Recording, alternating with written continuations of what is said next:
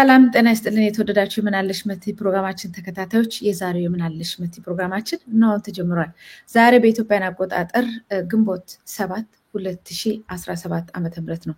ግንቦትን ስናስበው ብዙ እንቅስቃሴዎችን የፖለቲካ እንቅስቃሴዎችን ብዙ ደግሞ ዋጋ የተከፈለባቸውን ሂደቶችን ሁሉ እናስታውሳለን። በዚህ በግንቦት 7 ላይ ዋጋ የከፈሉ ትላንት ለለውጥ ብዙ ነገር ያደረጉ ሰዎችንም እናስባለን። ዛሬ የፖለቲካ ተንታኝና ፖለቲከኛ ገለታው ዘለቀን ከኔ ጋር ቆይታ እንዲያደርግ አብዣለሁ። መታሰቢያ ቀጸላ ነኝ። አብራችሁን ቆዩ። ሰላም ውድ ኢትዮጵያውያን ወገኖቼ፣ ኢሳን ሳተላይት ቴሌቪዥን ሰርቪስ አገልግሎት እየሰጠ ይገኛል። በአሁኑ ሰዓት ላይ ዜናዎችን፣ ትንታኔዎችን ስለ ሀገራችን ፖለቲካ የተለያዩ ግንዛቤዎችን እንድናገኝ ለህብረተሰባችን እየተላለፈ ይገኛል። ይሄ የህዝብና የህዝብ አይንና ጆሮ የሆነ ሳተላይት ቴሌቪዥን በእኛ በህብረተሰቡ ካልተደገፈ በዘለቄታውነት አገልግሎት መስጠት ስለማይችል እኔ አባል ሆኜ እየረዳሁ ነው። እናንተስ አባሎች ናችሁ ወይ? መጠነኛ ክፍያ ባለው አባልነት ወይም ደግሞ አንድ ጊዜ ብቻ በሚሰጥ ድጋፍ ይሄንን ሳተላይት ቴሌቪዥን መደገፍ ይገባናልና እናንተም የበኩላችሁን አድርጉ ለማለት ነው። ጌታቸው ነኝ ከዲሲ። ኢሳን ሳተላይት የኢትዮጵያ ህዝብ አይንና ጆሮ ነው። እኔ ኢሳንን እረዳለሁ። እርሶስ አባል ኖት? ኢሳንን ይረዳሉ? በጀርመን ሀገር የምንኖር ኢትዮጵያን በሙሉ ኑ ኢሳንን እንርዳ። ኢሳን የኢትዮጵያ ህዝብ አይንና ጆሮ ነው። እናመሰግናለን። ኢትዮጵያ ሀገራችን የገባችበት አደጋ የህልውና አደጋ መሆኑ ለሁሉም ግልጽ ነው። በዚህ ሰዓት ብዙ ሰብአዊ መብቶች እየተገፈፉ ነው። ሀገራችን የጦር ምድር ሆናለች። እጅግ በጣም አስፈሪ የሆኑ ሁኔታዎች አሉ። ይሄን ሁኔታ በማጋለጥና ለህዝብ ድምጽ በመሆን ቋንቋ፣ ዘር፣ ብሔር፣ ሃይማኖት ሳይለያይ ለሁሉም በእኩልነት ድምጽ እየሆነ ያለው ኢሳን ሚዲያ ነው። ይህ ሚዲያ የመላው የኢትዮጵያውያን ሚዲያ ስለሆነ ልንደግፈው፣ በሁሉም ዘርፍ ልናጠናክረው ይገባል። እንኳን ደህና መጣህ አቶ ገለታው ዘለቀ ፖለቲከኛና ፖለቲካ ተንታኝ ነህ። ዛሬ ማስታወቂያውን ዝም ብዬ ሳስገባ ደንግጠህ እንዳይሆን ታውቀዋለህ። ካምፔን ላይ ነን ያለነው። የምናንሸራሸራቸው ሀሳቦች፣ የምናመጣቸው መረጃዎች፣ የምናስተባብረው ማህበረሰብ ሁሉ ኢትዮጵያ ስላለ ይህን መረጃ በቴሌቪዥን አይቶ ለአንዳች ለውጥና ለአንዳች የተሻለ ነገር በሀገሩ ላይ እንዲሰራ ለማድረግ ነው ሳተላይቱን ለማስቀጠል እየተንቀሳቀሰን ስላለ ነው። ድጋሜ ተመልካች አድማጮቻችንም በዚህ በዌብሳይቱ ላይ ኢሳን ዌብሳይት ላይ ጆይን አድርገው ሰብስክሪፕሽን በየወሩ ሰጥተው እኛም 24 ሰዓት የምንችለውን ያህል እንድንሰራ ህዝባችን እንድናነቃ መድረኩን እንዲከፍቱልን እንዲያግዙን ለማለት ነው ያስገባሁት። ለማስታወስም ነው። እንኳን ደህና መጣ። ስላገኘሁ ድጋሚ በጣም ደስ ብሎኛል። እኔም በጣም ደስ ብሎኛል። መታሰቢያ ስለጋበሽኝ እጅግ በጣም አመሰግናለሁኝ። ማስታወቂያውን ሳይ ከፈቀድሽልኝ እኔም አንዲት ሰከንድ በእውነት ኢሳን ቴሌቪዥንን ኢትዮጵያን ሁላችን የማገዝ ኃላፊነት አለብን። ባለፈው የሚዲያ ቀን ሲከበር ሪፖርቶች የሚያሳዩት የኢትዮጵያ በጣም የኢትዮጵያ ሚዲያ ወደ ኋላ እየሄደ ነው። እንግዲህ ታግለን ተመልከቸው። ረጅም ጊዜ ታግለን የስለ ሚዲያ ነፃነት ታግለን መዳረሻችን ይሄ ሆኗል። የሚያሳዝን ነውና ኢሳን ቴሌቪዥን ይሄንን ሰብሮ በአየር ላይ በሳተላይት በየቤቱ እየገባ ነው ያለው። መረጃዎችን በማቀበል ረገድ ትልቅ አስተዋጽኦ የሚያደርግ ተቋም ስለሆነ ይሄን ተቋም ውጭ ሀገርም በአገር ቤትም ያለንበት ያለና የመደገፍ ኃላፊነት የውዴታ ግዴታ አለበት ብዬ እኔም አምናለሁ። በጣም አመሰግናለሁ። እንግዲህ አቶ ገለታው ዛሬ ስጋብዝ በሁሉም ነገር ላይ ዘርፈ ብዙ የሆነ ሀሳብ እንደምታመነጭልኝ በእርግጠኝነት ነው። አንደኛ መምህርም ነበርክ። ስለ መምህራን ልናወራ እንችላለን። ሰራተኛ ሆነ አይተዋል። የሰብአዊ መብት ተሟጋችም ነህ፣ ፖለቲከኛም ነህ።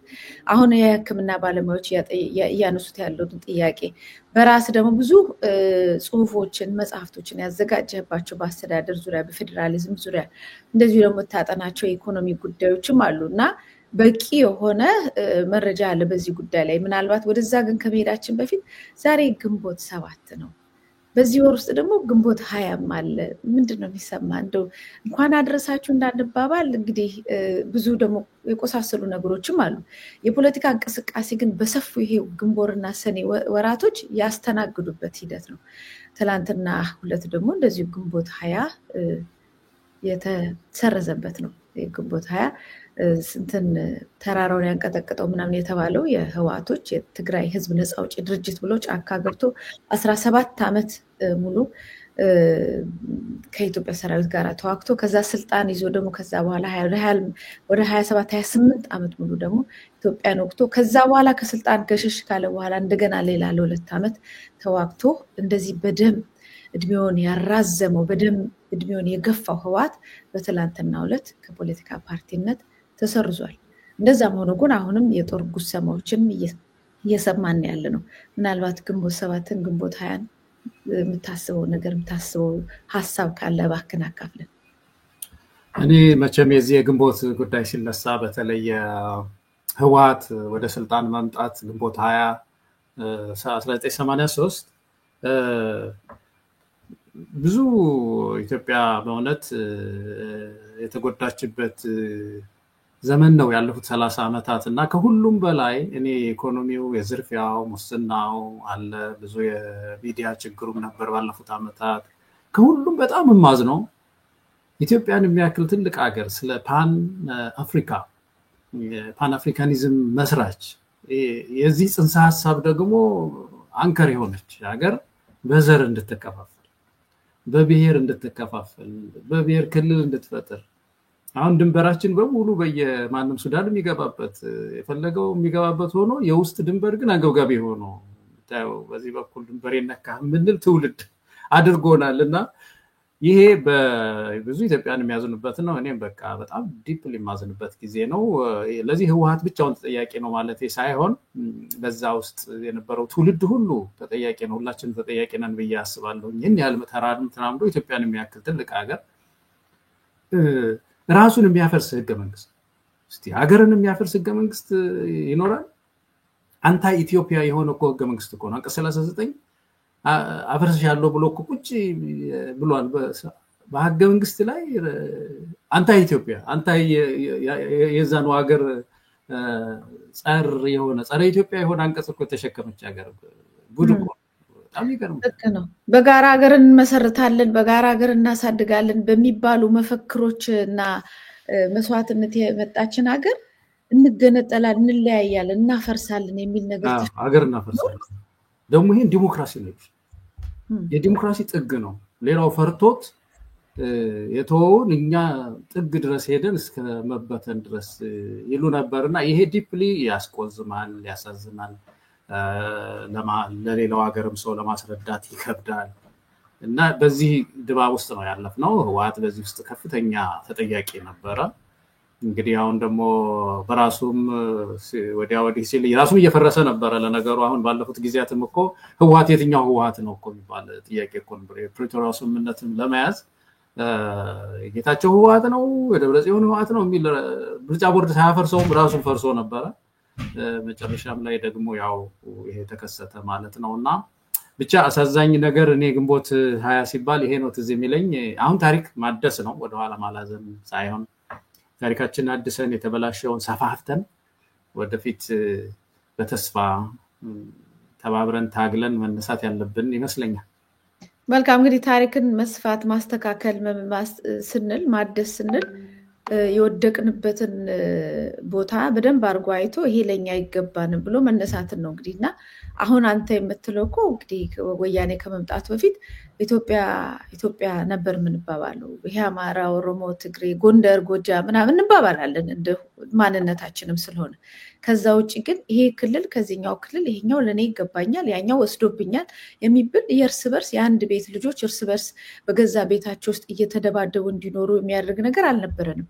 ምናልባት እሱንም እንደገና ሪቫይዝ አድርገን የሆነ ቦታ ላይ ጉድጓድ ቆፍሮ እዛ ጉድጓድ ውስጥ ቀብሮ እንደሄደው ህወሓት ምናልባት ከዛ ጉድጓድ ወጣ ብሎ አይቶ እኛ እኮ የሁላችንም ሀገራችንም የጋራችን ህዝብም አንዱ ያንዱ ነው የሚለው ነገር ላይ ምናልባት ይሄ የክልል ፖለቲካ ለአስተዳደር ለምናምን በሚመች መልኩ ከድሮም ጀምሮ አካባቢዎች ይካለላሉ። ከዛ ውጪ ግን ማንነት ሆነው አይደንቲቲ ሆነው አንዱ በአንዱ ላይ የተነሳ አንዱ ከሌላው ጋር እየተፎካከረ የተወሰነች እንደው በቤት ብናየው ሳሎኑን ወይ ጓዳውን ይዞ በቃ ከዚህ በላይ እንዳትገባ ምናምን እንደማለት ይሄንን የተቀበርንበትን ጉድጓድ ቀና ብለን አይተን ከዛ በላይ ከጉድጓዱ የመውጣት እንቅስቃሴ ማድረግ ይገባንም ወይ? ምናልባት አሁን በዚህ በኩል ህወሓት በዚህ አንዴ ወልቃይትን አንዴ ራያ በዚህ በኩል የሚናከሰው ነገር አለ። በዚህ በኩል ከኦሮሚያ አካባቢ የሚናስውጡልን ይሄ እናንተ አይደለም መሬታችን እዚህ ድረስ ነው የሚባባሉ ነገሮች አሉ። አሁንም ደግሞ ብልጽግና እዛው ላይ ቁጭ ብሎ እናንተ እዚህ አይደላችሁም ብሎ ጠርጎ የሚያስወጣቸው ማህበረሰብ አሉ። ይሄ ሁሉ ከዛ በሽታ የመጣ ሰንኮፍ አይደለም ወይ? ልክ ነሽ መታሰቢያ። የብሔር ፖለቲካ በመሰረቱ ኢትዮጵያ አይደለም የጀመረችው፣ የጥንት ፖለቲካ እኮ ነው። ግን በሰው ልጅ የእድገት ታሪክ ውስጥ እየቀረ ዴሞክራሲ ብዝሃነት የሚባለው ምዕራፍ ላይ ስለደረሰ ዓለም አሁን ብዝሃነትን በመላው ዓለም እያስተናገዱ ነው። በምድር ላይ በቋንቋ ብዛት አንደኛ ናት የምትባለው ፓፑዋ ኒው ጊኒ የተባለችው ሀገር ናት። ወደ 800 ቋንቋ ነው ያለው። ህገ መንግስታቸው ላይ መግቢያው ላይ we are one nation ነው የሚሉት። አንድ ኔሽን ነን፣ ዩናይትድ የሆን አንድ ኔሽን ነን። ያ ማለት እኮ ቋንቋ የለም ብለው አልካዱም እኮ፣ ማንነት አልካዱም። ግን ፖለቲካሊ ኢኮኖሚካሊ አንድ በቃ የኒው ጊኒ ሰዎች ነን ነው የምንባለው ብለው ነው ቃል የገቡት። እንግዲህ ይሄ ብዝሃነት የሚባለው በብሔር ብዙ መሆን ኢትዮጵያ ላይ ብቻ የወደቀ ይመስል እሱን እያራገብን የኢኮኖሚ መስፈሪያ፣ የፖለቲካ መስፈሪያ፣ የስልጣን መስፈሪያ በቃ በሙሉ በብሔር እየተለካ የምንተዳደርበት ቢሮክራሲ ሁሉ በዚህ ሲገነባ ኢትዮጵያን በጣም ነው የጎዳት። እንግዲህ አሁን ከዚህ መማር ያስፈልጋል። ተጎድተናል። አሁን እንግዲህ ሰው ታሞ ተጎድቶ እንደ ኔሽን ሲቆይ መባነን መንቃት ይኖርብን ይመስለኛል። እና አሁን አዲሱ ትውልድ ታሪክን ወደ ማደስ እንደውም አሁን ኢትዮጵያ በእውነት ቅድም ያልኩሽ እኮ ነው የፓን አፍሪካኒዝም መስራች የሆነች ሀገር ፓን ኢትዮጵያኒዝም እኮ አሁን መመስረት አቃተን። ፓን ኢትዮጵያኒዝም ስለ ፓን አፍሪካኒዝም እናወራ ሰዎች እንዴት አድርገን ፓን ኢትዮጵያኒዝምን እንመስረት ለሚለው ሁሉ ጉልበታችን እየተንቀጠቀጠ ነው። በጣም ያሳፍራል። በጣም ይህን ታሪክ አሁን ፓን ኢትዮጵያኒዝም እየመሰረትን ያለ ነው ብለን ለምንድነው እዚህ ላቲን አሜሪካ ላሉት ጃማይካዎች ብንነክር ለናሚቢያ አሁን ለናሚቢያ አፄ ኃይለ ሥላሴ ቆመው በዓለም አቀፍ ፍርድ ቤት ላይ ሲሟገቱ ነበር። ናሚቢያ አሸንፈዋል። ለናሚቢያ ብንነግር ደቡብ አፍሪካ ማንዴላን ያሰለጠን እኛ ነን። ዚምባብዌ ብንነግር ላይቤሪያ ብንነግር ማን ነው አያሳፍርም ወይ ነው? እና እንደ ትውልድ ከዚህ ከገባንበት እንትን መውጣት አለብን። የብሔር ፖለቲካ አጥኞች ምንድነው የሚሉት መቲ የሰው ልጆች የታችኛው የአይምሮ እንትን ነው ድክመት ነው እንግዲህ እኛ የሰው ልጆች ደካሞች ኢቮልቭ ያላረገው ፓርት ማለት ነው። አዎ አሁን ለምሳሌ ሁላችንም ወደ ቤታችን እንሳባለን እኮ ወደ ልጅ ወደ አባት ወደ እናት እኮ መሳባለን፣ ምንም ጥያቄ የለው። በዚህ መሳሳብ ላይ ፖለቲካ ከሰራን በቃ ሀገር ተፈረሰ ማለት እኮ ነው። በተቻለ መጠን ይሄን መሳሳብ ወደ ስልጣን የሚወጡ ሰዎች ይሄን መሳሳብ በህግ እንድንከላው አድርገን ነው ማዋቀር ያለብን። ሰው ዳኛ ሆኖ ሲሾም ያ ዳኛ ልጁና አንድ ማያውቀው ሰው ተጣልተው ቢመጡ ብላይንድ ነው መሆን ያለበት እንጂ ልጁን እያየ አይ እኔ ወዳለሁ ብሎ ለሱ ሊፈርድለት አይገባም። እና ይሄ በተፈጥሮ ደካማ ጎናችን ላይ ነው ፖለቲካችን የቆመው። ስለዚህ አሁን ወደ ጠንካራ ጎን መሄድ መቻል አለብን። ወደ ፕሪንሲፕል፣ ወደ ጀስቲስ፣ ወደ ፍትህ፣ እኩልነት ወደዛ ማደግ ያለብን ይመስለኛል። እና የወጣቱ ትውልድ እንግዲህ በተለይ አሁን ሐኪሞች የጀመሩት ተመልካች አካባቢያዊ አይደለም፣ አጠቃላይ የሐኪም ጥያቄ የኢኮኖሚ ጥያቄ ነው ያነሱት እነዚህ የተማሩ ልጆቻችንና እንዲህ አይነቱን ትግል እንትን ብለን ቶሎ እንደው ዓለም እንደው ሁለት ሳይሰማን ፓን ኢትዮጵያኒዝም አጠናክረን እንደገና ስለ ፓን አፍሪካኒዝም መታገል ያለብን ይመስለኛል። መልካም ነው። ምናልባትም ስለጀመርከው ወደ ጥያቄያችንም እንሄድ። ወደ ሌሎች ርዕሰ ጉዳዮች ከመግባታችን በፊት አሁን የሕክምና ባለሙያዎች እያደረጉ ያሉት በጣም ሰላማዊ የሆነ ጥያቄ የእውነት እንደው ሲቪላይዝድ መሆን መሰልጠን ማለት ወይም መማር ማለት ምን ይመስላል የሚለው በደንብ ያሳዩበት ነው። ዱላ አላነሱም።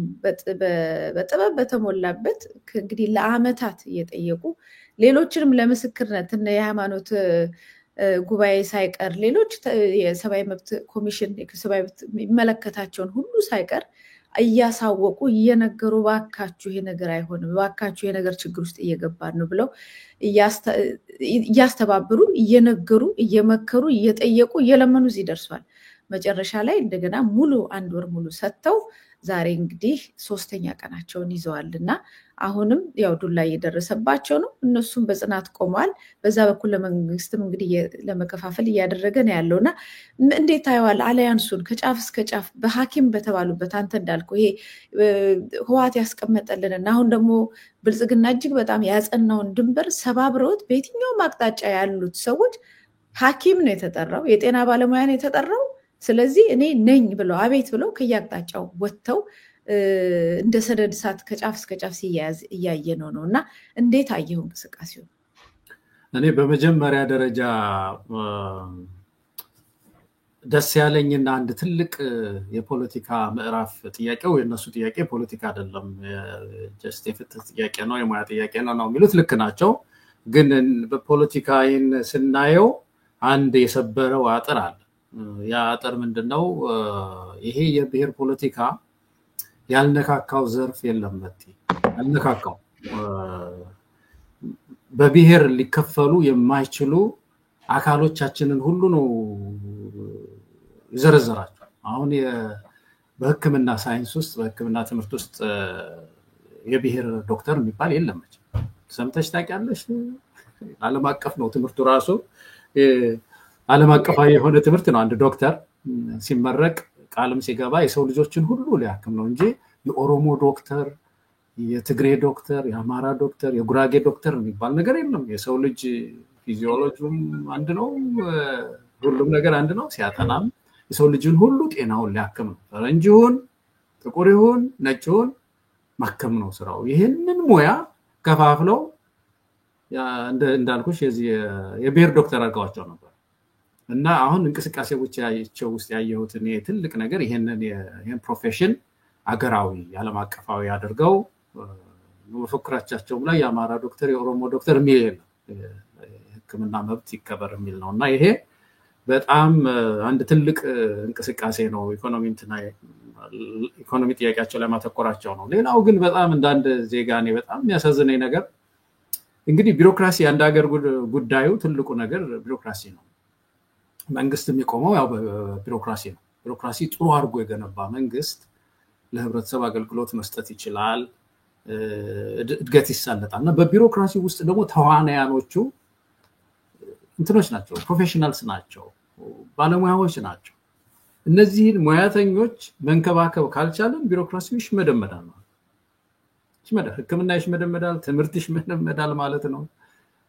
ሰርቪስ አይኖርም ማለት ነው። ህብረተሰቡ አያገኝም ማለት ነው።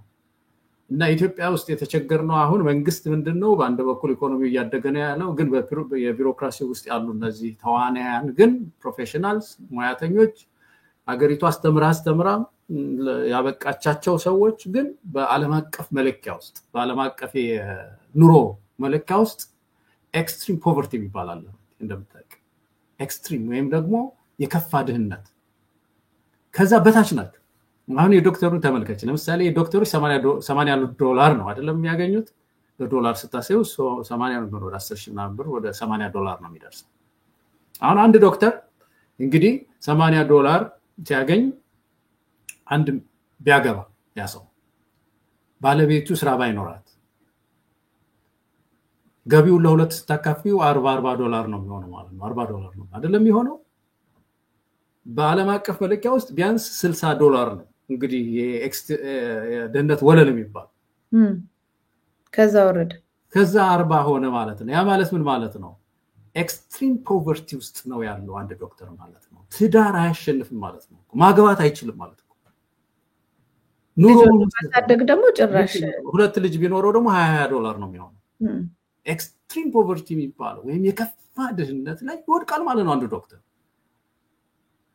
ሚስቱን እንኳን አያሸንፍም እኮ ማለት እኮ ነው። ትዳር አያሸንፍ ተይው ሊያስጌጣት እንደ ባህላችን እንደ ወጋችን ሊያደርግ ሊንከባከብ ቀርቶ አንቺ ቤቱን ተከባከቢ እኔ ውጭውን ላድርግ የሚለው ቀርቶ ይሄ ከጾታ ጋር እንዳይገናኝብኝ ሴት ብትሆንም ዶክተሯ ባሏ እንደዚህ ለስራ ባይኖረው ወደሚለው እንሄድ።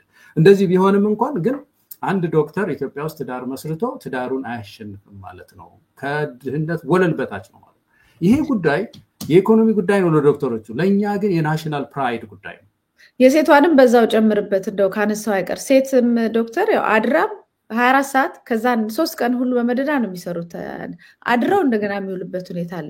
ሴቷ ሐኪም ራሷ ብትወልድ ወይም ነርስ ብትወልድ ወልዳ እንዴት አርጋ ነው ልጅ የምታሳደው? ቀጥራ ሌላ ሰውን ሁሉ መንከባከባችንም ስራዋን ትታ ቁጭ ብትል ደግሞ ረሃብ ነው የሚመጣው። እሱንም እንድጨምረው ብዬ በቃ እንደዚህ አይነቱ አሁን ልክ አሁን አንድ ልጅ ከጨመረ አንድ ዶክተር ራሱን መተካት ቢፈልግ መቼም በዚህ ምድር ላይ እንግዲህ ተምሮ ትዳር መመስረት ቤተሰብ ትንሹ መንግስት ቤተሰብ ነው እና ያንን ቤተሰብ ካልመሰረተ ሀገር አይኖርም አይደለም በሚቀጥለው ጊዜ።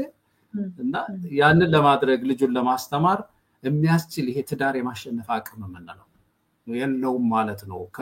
ቅድም ካልነው ከድህነት ወለል በታች በእጅጉ የራቀ የከፋ ድህነት የሚሉት ማለት ነው። እንግዲህ $2 ከ15 ሳንቲም ነው። እንደዚህ ነው በዓለም ላይ በድህነት ወለል ላይ ተንጠልጥሏል የሚባል ከ$60 65 $64 አካባቢ መሆኑ ይመስለኛል። አሁን ግን $80 የሚያገኘው ያልኩሽ ነው። 2 ልጅም 1 ልጅም እንደው ሚስት እኮ አልኩሽ ሳይወልድም ሚስቱን የገዛ ሚስቱን እንኳን ማስተዳደር ባሏን እንኳን ማስተዳደር የማይችሉበት ደረጃ ነው። እና ይሄ ጉዳይ የኢኮኖሚ ጥያቄ ብቻ ነው ብዬ አላምንም። እንደ ኢትዮጵያዊነታችን የናሽናል ፕራይድ ጉዳይ ነው። የብሔራዊ ኩራት ጉዳይ። የተማሩ ዶክተሮቻችን አይኖቻችን ለህቃኖቻችን ዳቦ የሚጠይቁ ከሆነ እኔ ተነክቻለሁ። አሳፋሪ ነው በዓለም እኔ ራሴ ስሜት የተጎድተዋል። እኔ የታወቁ ፕሮፌሰር አሉ ኢትዮጵያ ውስጥ ብታውቂያቸው፣ ፕሮፌሰር አለማየሁ ገዳ ይባላሉ። በማክሮ ኢኮኖሚክስ ይመስለኛል በጣም የታወቁ ናቸው። ኬንያ መንግስትን ያማክራሉ፣ ኬንያን ያማክራሉ። $250 ነው አካባቢ ነው የሚከፍሏቸው ኢትዮጵያ። ይሄ ጉዳይ ለኔ የብሔራዊ ኩራት ጉዳይ እኔን ይነካኛል። በቃ ዝም ብሎ ይነካኛል። አሁን ዝም ብዬ ስሰማ እኚህ ሰው ኬንያ ስብሰባ ላይ ሄደው ከሌላው ሀገር ጋር ተቀምጠው የኬንያው $2000 $2500 ሲያገኝ የኔ $150 ነው ቢሉ ህፍረቱ ማለት ነው። ህፍረቱ ብሔራዊ ኩራቱ የኔ ነው፣ የኢትዮጵያውያን ሁሉ ነው። ምክንያቱም ታክሲ እየከፈልን እኮ ነው የምንከፍላቸው። ኢትዮጵያ የኛ ገንዘብ እኮ ነው። እና እንዴት በዚህ ደረጃ ተዋረደ ምሁሩ? እንዴት የኢትዮጵያ ገበሬው የተማረ ይግደለኝ እያለ በእግሩ እየሄደ ያስተማረው ልጁ መልሶ እንዴት ሳይጦረው ይቀራል? ይሄ ብሔራዊ ጥያቄ ነው። እና ድሃ ስለሆንን አይደለም፣ የድህነት ጉዳይ ሳይሆን የሪሶርስ አሎኬሽን ችግር፣ ያለንን ሀብት የምናውልበት የምናፈስበት፣ ሰራተኛውን መንከባከብ ቢሮክራሲውን መንከባከብ ሳይሆን ሌላ ፕሮጀክቶች ላይ ገንዘብ የሚያፈስ የሚያባክን ልጅ መንግስት ስለገጠመን የሁሉ ችግርና በአጠቃላይ እንዳልኩሽ የሐኪሞቹ እንቅስቃሴ እንደው ፍትሃዊ ብቻም ሳይሆን የብሔራዊ ኩራታችንም ነው። እኔ ብሔራዊ ኩራት ይያዝብኛል፣ ከዚህ ጋር በጣም ይያዝብኛል። በዚህ ደረጃ ወርደው ዶክተሮች ዳቦ ይዘው የዳቦ ጥያቄ ነው ጥያቄያችን ሲሉ ይህን በእንግሊዘኛ ለማንም አልናገርም እነግርሻለሁ። በጣም ነው ያሳፈረኝ።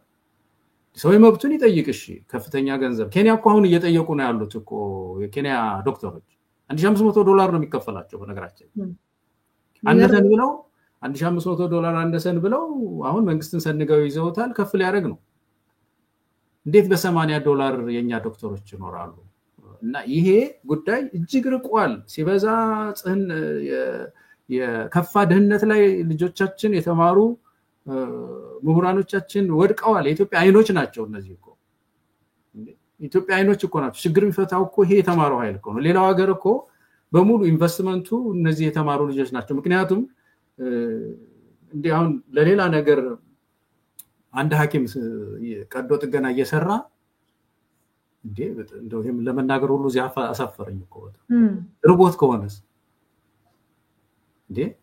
ምክንያቱም 2-3 ልጅ አለው እንበል ለልጆቹ ትቶ ቁርሱን ሳይበላ መጥቶስ እንደሆነ መጥቲ ቀዶ የሚጠግን ሰው ስለምግብ እያሰበ ነው ሰርጀሪ የሚሰራው።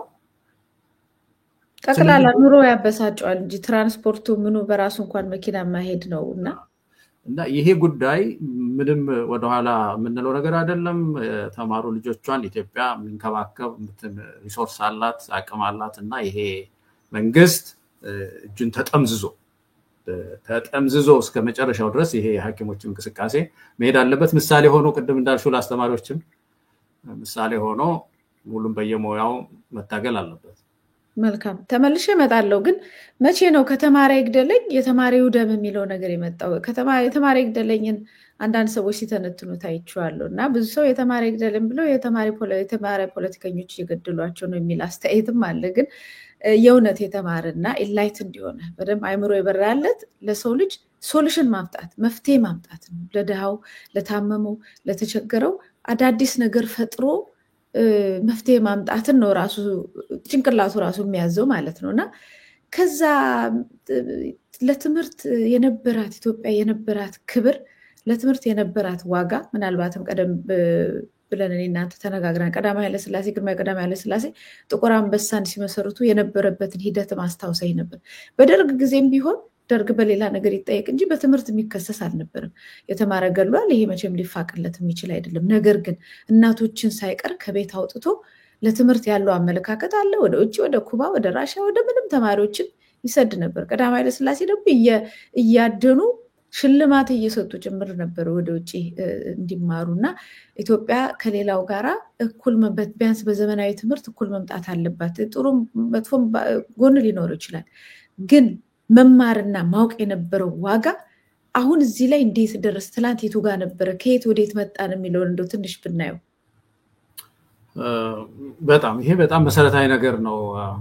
በአፄ ምኒልክ ጊዜ ቀደም ባሉት ጊዜ ከአፄ ምኒልክም በፊት በነበሩ የነገስታቱ ዘመን አዋቂ ሰው በባትሪ ነበር አሉ የሚፈልገው። ይገርምሻል። የሆነ ቦታ እንደዚህ ንቁ ሰው አለ እንደው የተበራለት ነው አዋቂ ነው ከተባለ ቶሎ ወደ ንጉሱ አምጡት ተብሎ ይሾማል። በቃ አዋቂ ነው። ብዙዎቹ ወደ አፄ ኃይለ ሥላሴ የሚመጡ ነበር። ውጭ ሀገር ሁሉ የነበሩ የተወሰኑ ሰዎች ካሉ አንዴ ይሄ ሰው በዚህ ጉዳይ ላይ ከፍተኛ እውቀት ካለ ተለምኖ ይሄዳል። ልክ ነው። ተለምኖ ተሹሞ ነው እና የተማረ በባትሪ የምትፈልግበት ጊዜ ነበር ያ ጊዜ። ሬላቲቭሊ በአንጻራዊነትም ደግሞ በወቅቱ በነገስታቱ ዘመን የተማረ ነበር ስልጣን የሚይዘው። የተሻለ ሰው ነው ዳኛ የሚሆነው። ጭቃሹም በይው፣ አካባቢ አለቃ በይው፣ ራስ በይው፣ ምንም ይሁን ከአካባቢው በወቅቱ የነበረው ትምህርት ማለት ነው የቤተ ክህነት ትምህርት የሚሆን የምን ትምህርት የተሻለ ነው የሚባል ነው ተመርጦ የሚቀመጥ። እንግዲህ አፄ ኃይለ ሥላሴ ያው እንደምታውቂው እሳቸው ደግሞ ከፍተኛ እልህ የያዛቸው ትምህርት ላይ ነበር። ዘመናዊ ትምህርት ላይ መጡ። የትምህርት ሚኒስቴር አልሾሙም ብለው እሳቸው ትምህርት ሚኒስቴር ሌላ ሾመው ትምህርት ሚኒስቴሩ እኔ ነኝ የሚይዘው እኔው ራሴ ትኩረት ለመስጠት እኮ ነው የሚገርምሽ። እሳቸው ራሳቸው ትምህርት ሚኒስቴር ሆነው በየትምህርት ቤቱ እየዞሩ የተማሪ ምሳ እየዳበሱ ዩኒፎርም እያስለበሱ እየለመኑ ገበሬውን እየለመኑ ልብስ እያለበሱ ልጅህን አስተምር እያሉ ከፍተኛ ቅስቀሳ ነው ትምህርት የተጀመረው እና ከፍተኛ ትኩረት ነበራቸው። እንግዲህ በኋላ ያው 1960ዎቹ መስመሩን የሳተ ንባብ መጣ። ሌላ ንባብ፣ ይሄ ሶሻሊስት ንባብ አነበበ ወጣቱና ለውጡ እንዳይሆን ሆኖ ተደናቀፈ። ደርግ ሲመጣ እንዳልሽው ያ እሱም ብዙ ሚሊታሪ እውቀት ነበር የነበረው። ስለዚህ ይሄን ጠያቂውን ኢህአፓውን ምኑን አጠፋ። ቆይቶ ግን ደርግም የተማረ ፍለጋ ይዞ ነበር። ደግሞ አንዳንድ ቦታዎች ላይ እሱን አይንኩት እንጂ የተወሰኑ የተማሩ ሰዎችን መፈለግ ነበር። ህወሓት ሲመጣ ከፍተኛ ችግር ተፈጠረ በትምህርት ላይ። የሶሻል ስታተስ የምንለው ይሄ ማህበራዊ ደረጃው የምሁሩም እየወረደ መጣ። በተለይ አስተማሪው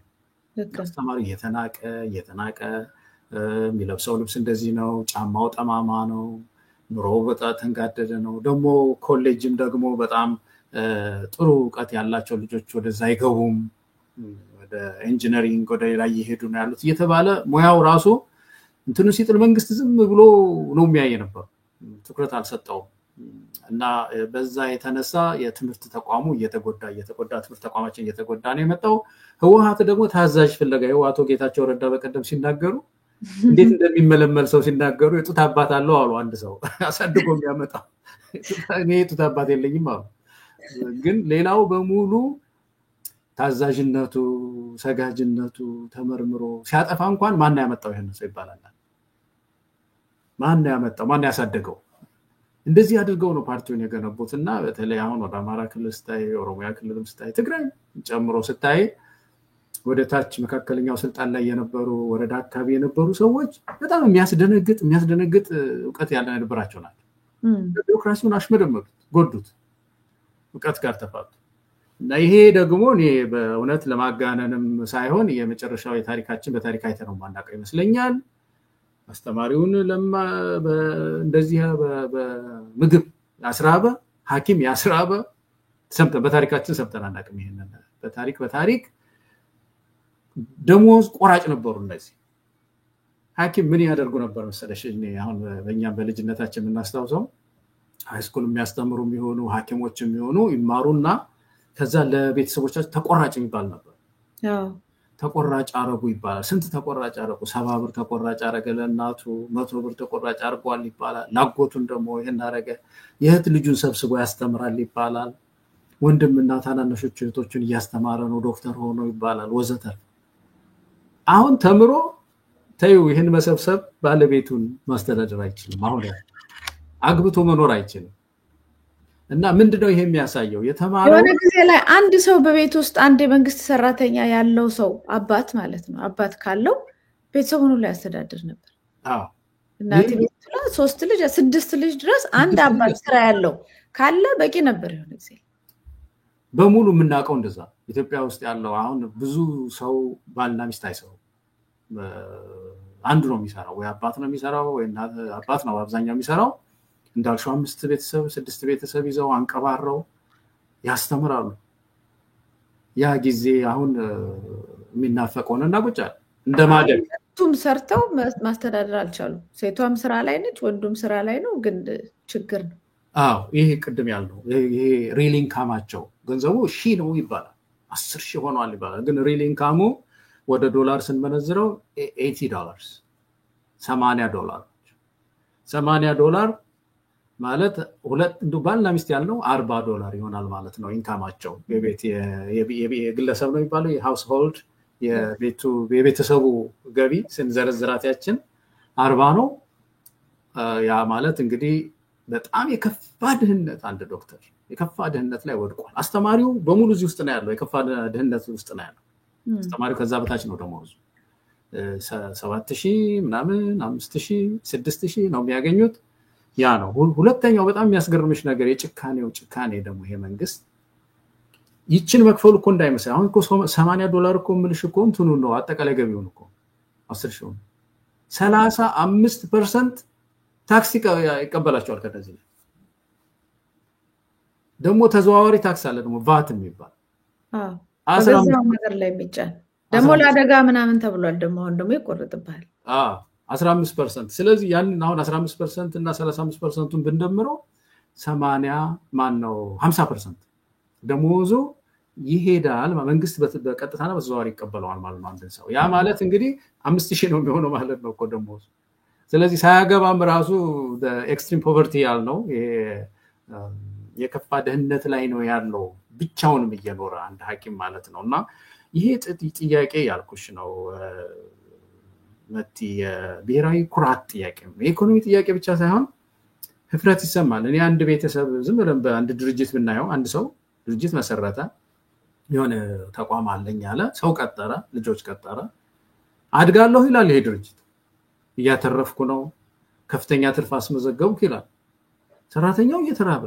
እየተራበ የሚሄድ ከሆነ ችግር አለ ማለት ነው ምንድነው የሚያደርጉት እነዛ የዛ ካምፓኒ ሰራተኞች ምታድገ ከሆነ እኮ በኔ ጉልበት ነው ምታድገው በኔ አቅም እኮ ነው ምታድገው ቢያንስ የሚያዝናናኝ ሳይሆን ግን የሚያኖረኝ እኮ የመክፈል ግዴታ አለበት አንተ ቁጭ ብለሃል ቢሮ የሆነ ቦታ ስልክ ነው የምትደዋወለው እኔ ነኝ ምለፋው ብሎ እንደዚህ ነው በአለም ታሪክ ውስጥ የሰራተኛ ንቅናቄ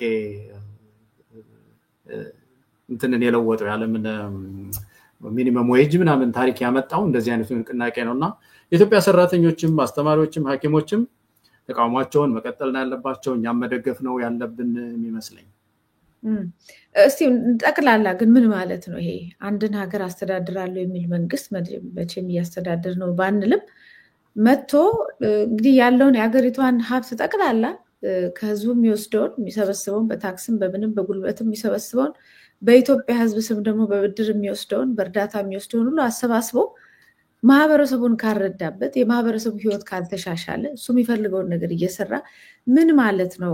በተለይ የሰራተኛውን ክፍል የሀገሪቷን እንግዲህ ተሸክሞ ያለው ሰራተኛው ክፍል ነው። የሚያመርተው ነው፣ የሚሰራው ነው፣ ሀገሪቷ እንድትቀጥል የሚያደርገው ነው፣ ሐኪሙ ነው፣ መምህሩ ነው።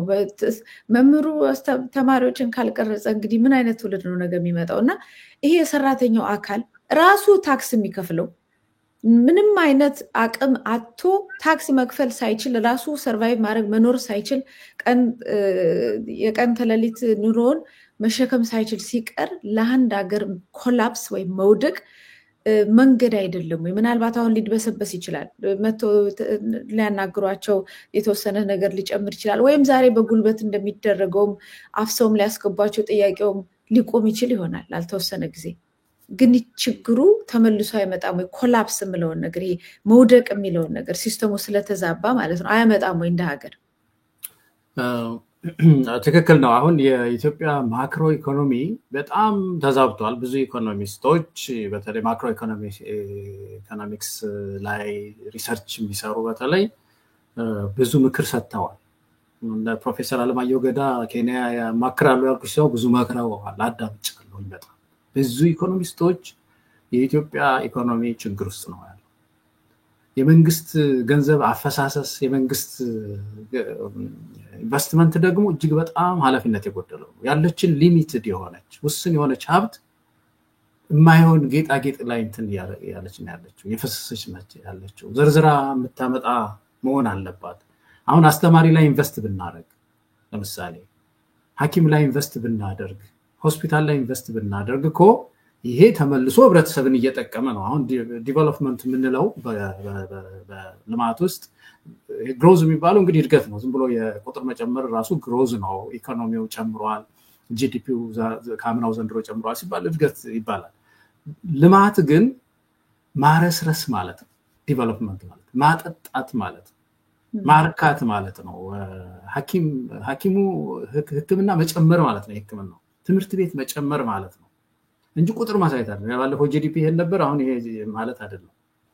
እና ከዚህ አንፃር ስናየው ኢትዮጵያ ከፍተኛ ችግር ውስጥ ነው ያለች። አሁን በዚህ በማክሮ ኢኮኖሚክስ ውስጥ የሚጣን ከማክሮ ኢኮኖሚክስ ኢንዲኬተርስ ማሳያዎች ውስጥ አንዱ ግሽበት ነው።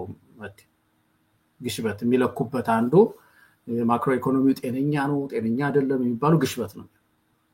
ባለፈው አመት ነዳጅ 78 ብር ነበር አንድ ሪፖርት ሳይ፣ አሁን 122 ብር። ይሄ በጣም ጤነኛ አይደለም ብቻ አይደለም የሚገልጸው፣ ከባድ የኢኮኖሚ መናጋት ማሳያ።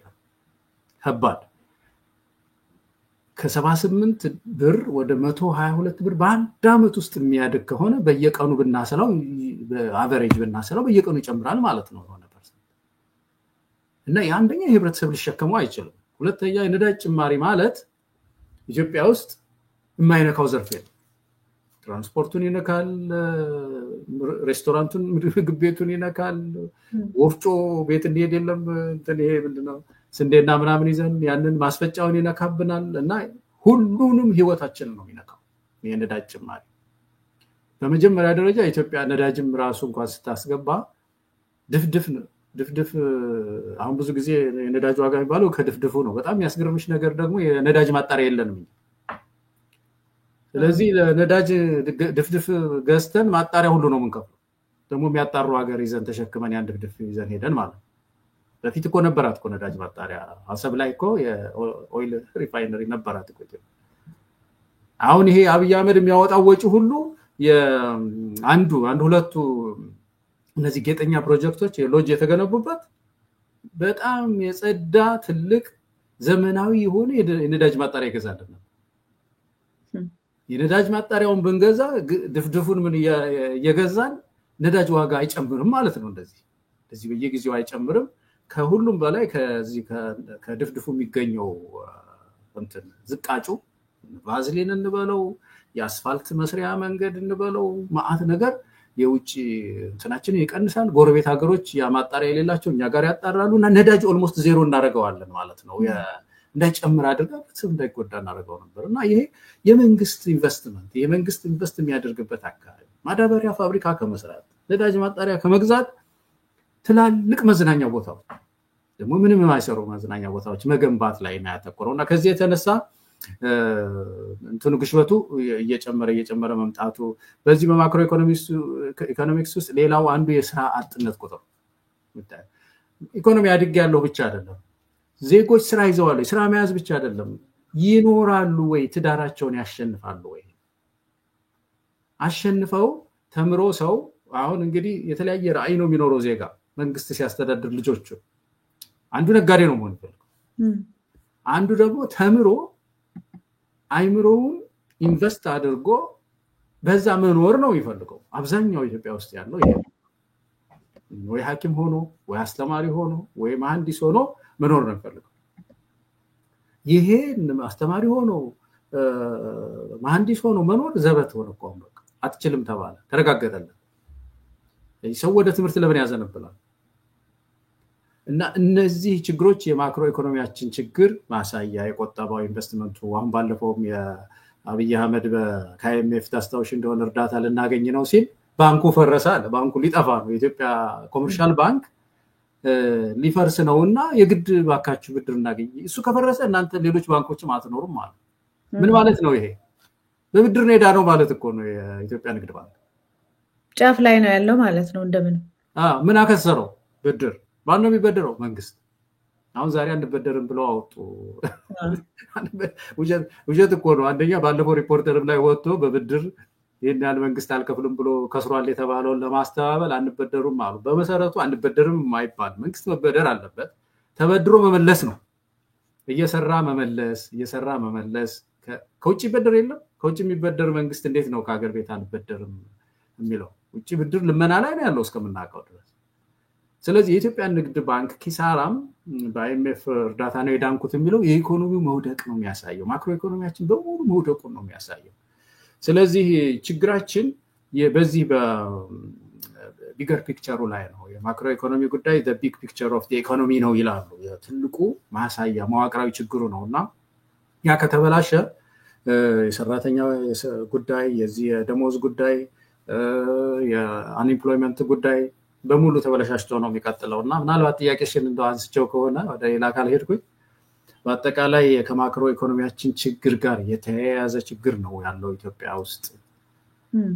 መልካም ነው ጥሩ መልሰልኛል አመሰግናለሁ እንግዲህ ኢትዮጵያ ወደ 130 ሚሊዮን ህዝብ ሀገሪቷ ደግሞ በጣም ትልቅ ከእንግሊዝም ከፈረንሳይም እንደዚህ እኛ ከምናውቃቸው አውሮፓ ሀገሮች በጣም በብዙ እጥፍ የምትበልጥ ነች ሀገር ማስተዳደር ማለት ዝም ብሎ ቃቃ ጨዋታ አይደለም ብዙ ባለሙያዎች ጥናቶች ብዙ ሙከራዎች ብዙ አዋቂ ሰዎች የሚሳተፉበት ነገር ነው ታዲያ እንደዚህ አይነት ነገር እንደዚህ ሲያቦኩት ምንድነው ባለሙያ ስለማይሆን ስለሌለ እዛ አካባቢ ያሉት መሀይማን ብቻ በስተው ነው ወይስ ግለሰቡ ንጉስ የተባለው ግለሰብ ንጉስ ነኝ የሚለው እኔ የምፈልገው መዝናኛ ብቻ እኔ የምፈልገውን ውሳኔ ብቻ ህልሜን ብቻ ኖራለሁ በኢትዮጵያ ህዝብ ገንዘብ አያገባችሁም በሚል ነው እንዴት እዚህ ደረስን የሚለው ጥያቄ ነው እየተመላለሰልኝ ያለው ያንተ ሐሳብ ምንድን እንዴ በጣም የሚያስገርምሽ ምርጫ ላይ ተወዳደር ያለው እንደምታውቀው ባለፈው ምርጫ ላይና ብልጽግና የምርጫ ማኒፌስቶ የሚባል ነገር አለ አይደለም ስናስተዋውቅ ምን ይሄን እሰራለሁኝ ከተመረጥኩ ብለን ያልነው ላይ ኮሪደር የሚባል ልማት የለው ልክ አላሳወቀም ኮሪደር የሚባል ስሙን የማያውቀውም ነበር ያን ጊዜ ምን በፈጠሩ ነውና በኋላ አብይ አህመድ የሆነ ጊዜ ትዝ አለው እዛ በኋላ ስሙ ኮሪደር ይባል ተባለ በሙሉ በየከተማው ውስጥ ያለ ዳርዳር መኪና አስፋልት ምንድነው ሳይክል መንጃ ምናምን ያስፈልጋል አለ ያ ተግባራዊ ያለ ቢሊዮን ብር እየወጣ ምንድነው ይሄ የሚያሳየው እንግዲህ የሀገር ሀብት ከባድ ጥንቃቄ ይጠይቅ እንዳልሽው ፖሊሲስ እና ደግሞ አማካሪዎች የሚባሉ አሉ አድቫይዘርስ መንግስቱ ፖለቲከኛ ሁሉን አያውቅም በየሙያው ሙያተኞች መጠየቅ አለበት አሁን እዚህ ሀገር አሜሪካ ውስጥ የሚመራው ከሌኖ ይባላል የሚመሩት ዩኒቨርሲቲዎች ናቸው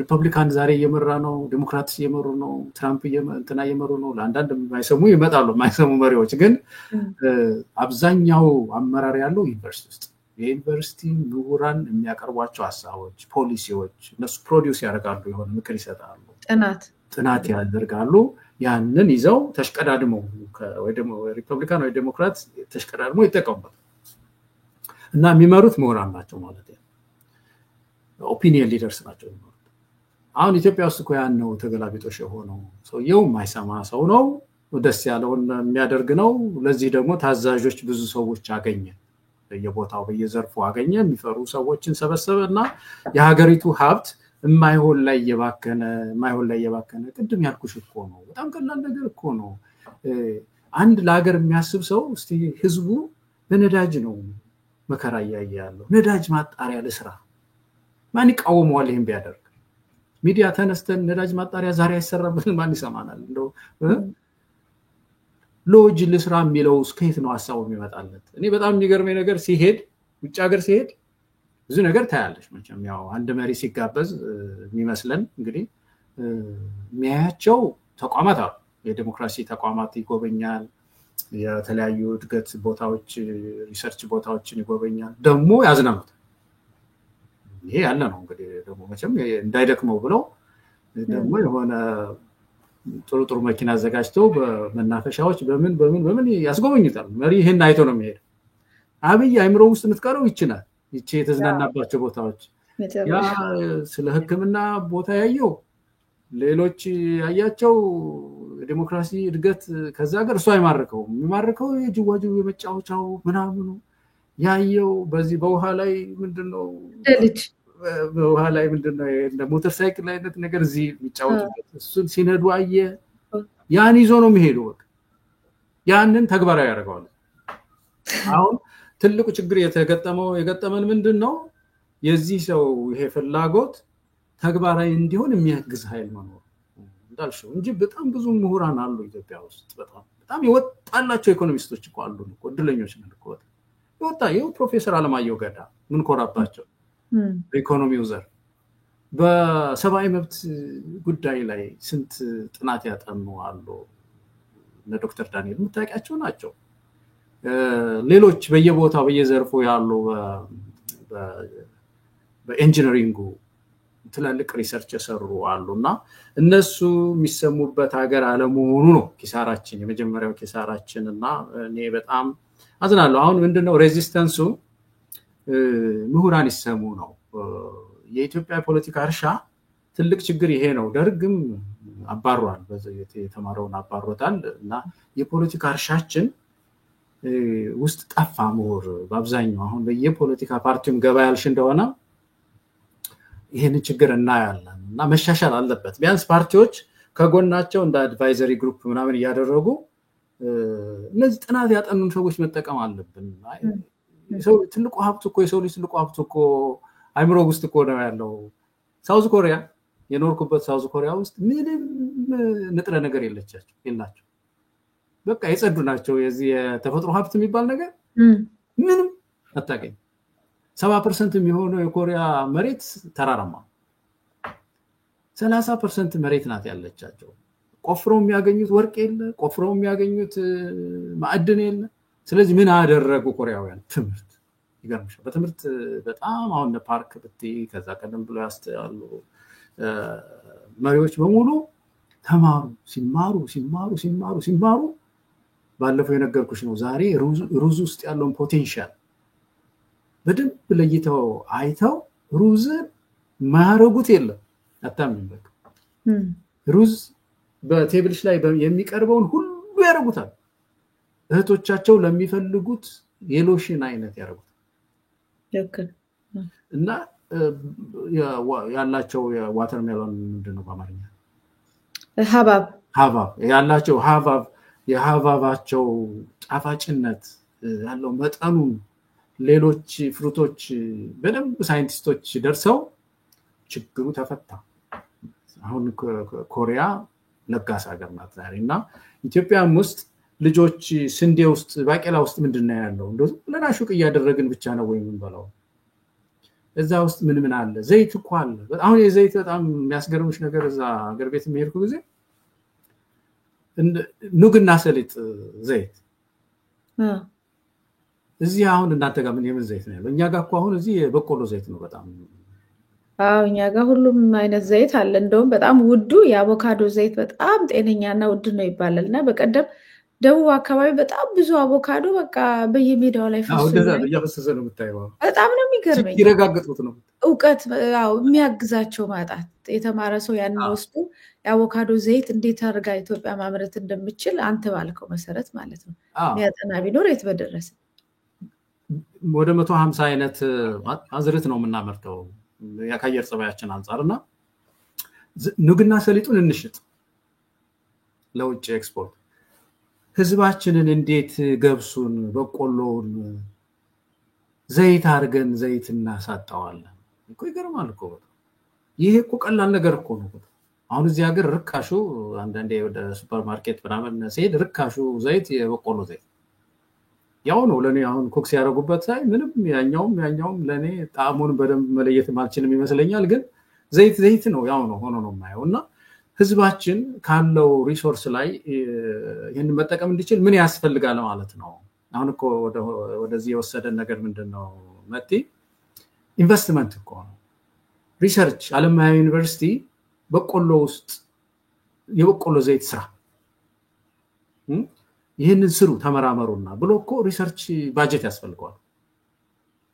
ያችን ባጀት ቢደረግ ህዝባችን እፎይ ብሎ ያለችውን ትንሽ ነገር አጣፍጦ ልጆቹን አመስግኑ ይኖራል። ገበሬውን ማን ዞር ብሎ አይቶት ያውቃል? አሁን ኢትዮጵያ ሁሉ ጊዜ ምግብ ብርቋ የሚሆነው እኮ ውሃና መሬት አታኳ አይደለም። ገበሬው አሁንም በጋሪዎች ዘመን የሚጠቀመውን ነገር ነው እየተጠቀመ ያለው። ማንም ዞር ብሎ የሚያግዘው አይደለም።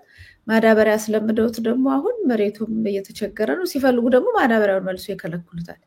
ኢትዮጵያ ባላት አቅም እንኳን ሁሉ ነገር እያላት እንኳን አምርታ እኮ እያበላችን አይደለም። ለዚህ ነው ገበሬው ራሱ ተመጽዋች የሆነበትን ሂደት ነው የምናየው። ትክክል። አዎ በጣም የግብርናው እንኳን ያነሳሽ የግብርናውማ በጣም ነው ያሳዝነኝ። እኔ በጣም መቼም ትምህርት ግብርና እነዚህ ጤና ትምህርት ግብርና በተለይ እነዚህ ሴክተሮች እነዚህ አካባቢዎች በጣም ነው የተጎዱት። በቀደም አንድ ነገር ያየሁ ነበር። ከኢትዮጵያ ወንዞች ይፈሳሉ፣ ብዙ ወንዞች ወደ ጎረቤት ሀገር ገናሌ ብንል ባሮ ብንል ያው አባይ እንግዲህ ወደ 12 ገባር ወንዝ አለው። ሌሎች ወንዞች ከአዋሽ ውጭ አዋሽ ብቻ ነው እንግዲህ ዞሮ እኛው ጋር የሚሰርጸው። ሌላው ወንዞች በሙሉ ይሄዳሉ። የሚያስገርምሽ ነገር እኛ የላይኛው ነን፣ የአፐር ስትሪም እንትን ነን። ወደኛ የሚፈስ ወንዝ የለም። ኢትዮጵያ ከአንድም ጎረቤት ሀገር የምትጠጣው ወንዝ የላት። የምትሰጠው ብቻ ነው። ሁሉም ወንዝ ፈሳሽ ነው። ግብፅን፣ የጎረቤት ሀገሮችን፣ ሶማሊያን፣ ወደ ኬንያ፣ ወደ ሁሉም ሀገሮች ጎረቤት ሀገሮች ወደ ሱዳን ይሄዳሉ። ወደኛ የሚመጣ ወንዝ የለም። ይሄ መቼም የእናትነት ባህሪ ነው። እሺ ጥሩ ነው፣ መልካም ነገር ነው። በዓለም አቀፍ ሕግም ወንዝ አንከለክልም። ግን ኢትዮጵያ እኮ መንግስት ቢኖራት እኮ ኢኮሎጂውን ለመጠበቅ ይሄ ሁሉ ወንዝ እያጠጣችሁ ነው እናንተ። ኢኮሎጂውን ግን መጠበቅ መቻል አለበት። ስለዚህ በዓለም አቀፍ ሕግ እንተዳደር። ሌሴቶ ሳውዝ አፍሪካ የምትጠቀምበት ውሃ የሌሴቶ ወንዝ ነው እና ሳውዝ አፍሪካ ብር እየከፈለች ነው ለሌሴቶ አንድ ወንዝ የምትጠቀምበት። አሜሪካ እና ሜክሲኮ ሕግ አላት። ከዚህ ከአሜሪካ የሚፈስ ወደ ሜክሲኮ የሚፈስ ወንዝ አለ፣ ሕግ አላቸው። በየሀገሩ የዓለም ሀገር አቋራጭ ወንዞች ሕግ አለ፣ ይተባበራሉ። ቢያንስ እንደው በክፍያ ስም እንኳን ሳይሆን ዛፍንም ለማሳደግ ኢኮሎጂውንም ለመጠበቅ። አባይ ግብፅ ጣና እምቦጭ መከራውን ህዝብ ሲያዩል ግድ የላትም፣ የሚጠይቃት የለም። ከዛ እኮ ነው ውሃው የሚሄደው። ለምንድን ነው ኢትዮጵያ ክብሯን የሚያስጠብቅ ይሄን የተፈጥሮ ሀብቷ ሀገር አቋራጭ የተፈጥሮ ሀብቷን ክብሯን የሚያስጠብቆ የሚቀበል የሚንከባከብ ስለሌለ ነው። እና አጠቃላይ እንደው ግብርናውን የራሳችንን ብቻ ሳይሆን ወደ ውጭ የሚሄዱትንም እንኳን አልተጠቀምንበትም። ውስጥ ያለንንማ የግብርናውን ጉዳይ ያነሳሽው ነገር እኮ ነው። አሁን ያመጣው ይሄ የመደመር ፍልስፍና አለ ብዬ ክላስተር የሚባል ግብርና ዝም ብሎ ተሰብስቦ አንድ ላይ ማለት ይሄ እኮ ትምህርት እኮ አይጨምርም እኮ። መታሰቢያ 1 ሄክታር መሬት አላት። ገለታው 1 ሄክታር መሬት አለው። አንድ ሌላ ምንድነው ደረጀ የሚባል አንድ ወንድም ሌላ ደግሞ ትግስት የምትባል ሌላ እህታችን ጫልቱ የምትባል ሌላ እህታችን አለ። ሁላችንም 1 ሄክታር ነው ያለን።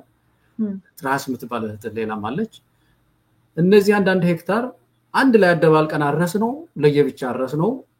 ምርቱ እኮ ያው እኮ ነው። ምንም የምንለጥጠው ነገር የለም። እንደውም ያስገደዱ ገበሬውን ስንዴ ብቻ ዝራ አንድ ላይ ነው ነገር ግለሰብን መብት ይጎዳል። እና በዚህ አይደለም ግብርና የሚያደርገው። የመሬት ፖሊሲው ሲቀየር ነው ግብርና የሚያደርገው።